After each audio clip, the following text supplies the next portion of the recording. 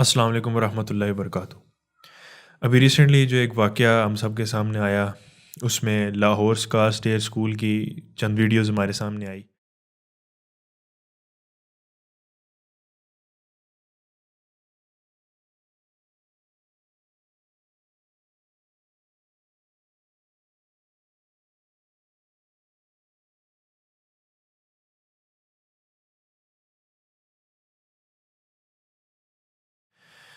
جس میں ایک چھوٹی بچی کو اس کی سینئرز اس وجہ سے مار رہی ہیں کہ اس بچی نے اپنی ایک دوست کی شکایت لگا دی اس کے والد کو کہ جی اس کی صحبت اچھی نہیں ہے اور یہ ڈرگز میں ملوث ہو گئی ہے۔ سوری، یہ تو ایک سائڈ ہے واقعے کی نا۔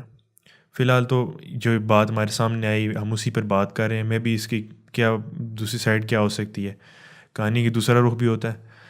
لیکن جہاں تک بات ہے ایسے واقعات کا ہونا، ہمارے تعلیمی اداروں میں بچوں کا بلینگ کرنا اور بلی ہونا اور ڈرگز میں ملوث ہونا، یہ کوئی اب ایک تو چھوٹی بات تو نہیں ہے بالکل بھی، اور یہ اب اتنی ریئر بات بھی نہیں رہی، یہ بہت کامن ہوگی یہ چیز۔ ریسنٹلی میں پڑھ رہا تھا ہر 10 میں سے ایک اسٹوڈنٹ ہمارا ڈرگز میں ملوث ہے، کسی نہ کسی طرح کے ڈرگز میں۔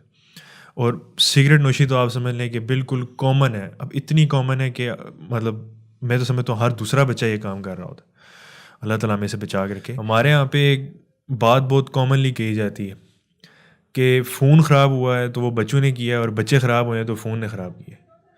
یہ بہت فیمس کوٹ ہے ہمارے یہاں پہ۔ اس میں کتنی سچائی ہے؟ ہاں، کسی حد تک بات ٹھیک بھی ہے کہ فون میں کا استعمال اگر آپ خراب طریقے سے کرو گے تو خرابی آئے گی آپ کے اندر۔ ایسا نہیں ہے کہ مطلب ایک ٹول ہے، ٹول کو اگر آپ غلط طریقے سے استعمال کرو گے تو غلط چیزیں پیدا ہوں گی اور آپ پہ خرابی آپ کے اندر آئے گی۔ لیکن اصل ایشو کہاں سے شروع ہوتا ہے؟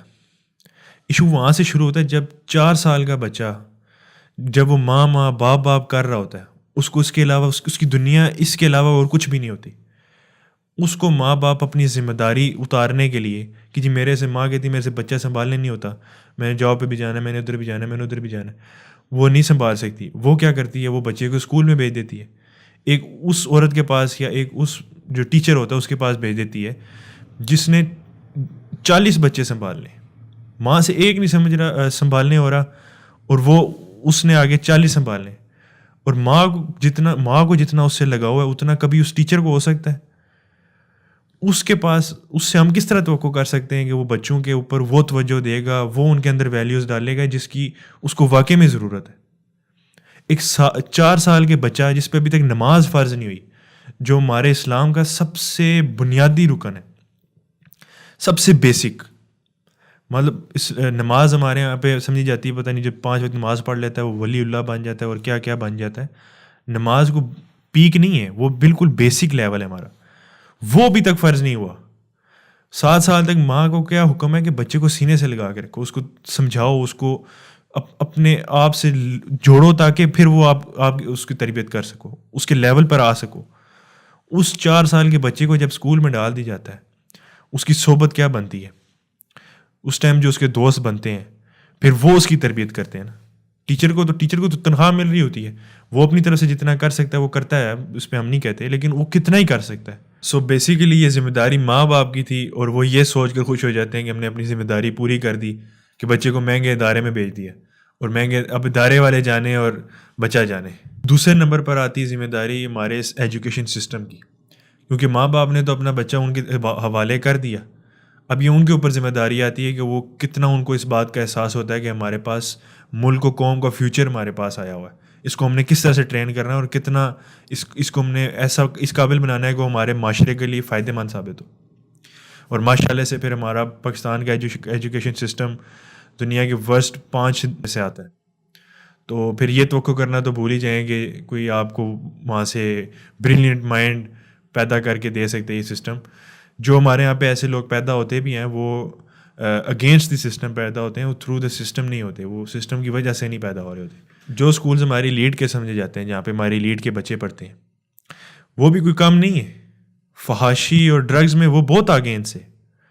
جو ہمارے نارمل اسکولوں میں بچہ پڑھ رہا ہوتا ہے اس کے پاس تو پیسے ہی نہیں ہوتے ڈرگز کے، ان کاموں کے جو ان اسکولوں میں ہو جاتے ہیں۔ دیکھیں، اگر یا تو یہ ڈرگز وغیرہ اور یہ چیزیں کسی یورپ میں یورپ کے کسی ملک میں ہو رہا ہوتا یا ویسٹ میں کسی جگہ پر ہو رہا ہوتا تو پھر کوئی بات سمجھ میں آتی. لیکن یہ اسلامی جمہوریہ پاکستان میں ہو رہا ہے.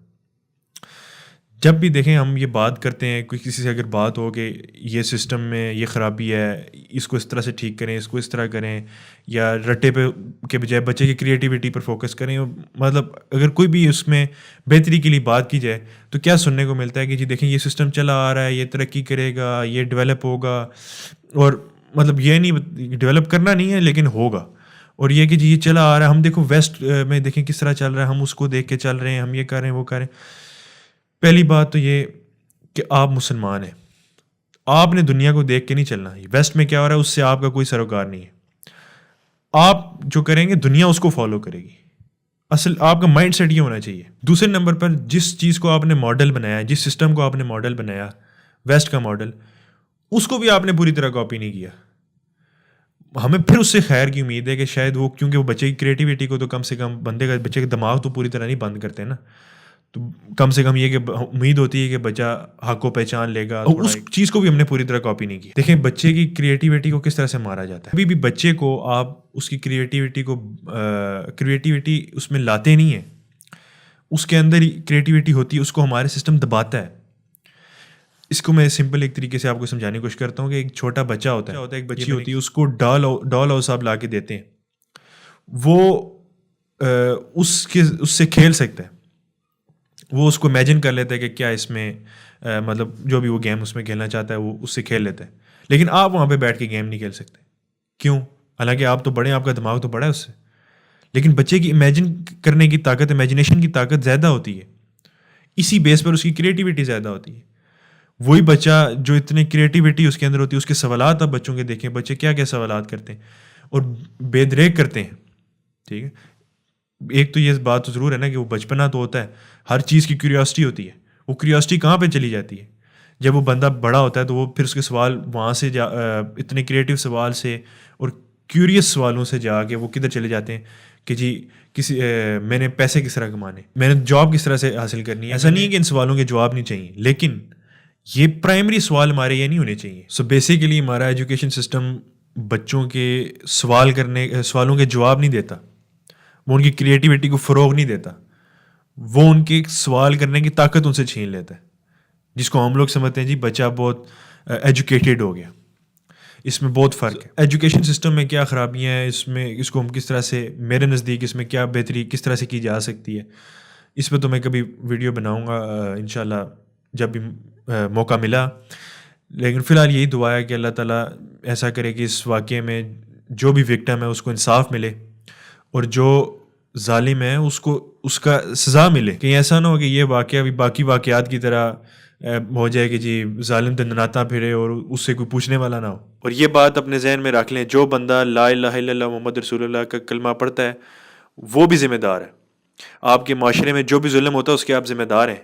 ذمہ دار ان سینس کہ آپ سے سوال ہوگا کہ آپ نے اس کے لیے کیا کردار ادا کیا اس کو روکنے میں اور اس کو بڑھنے سے روکنے میں. السلام علیکم.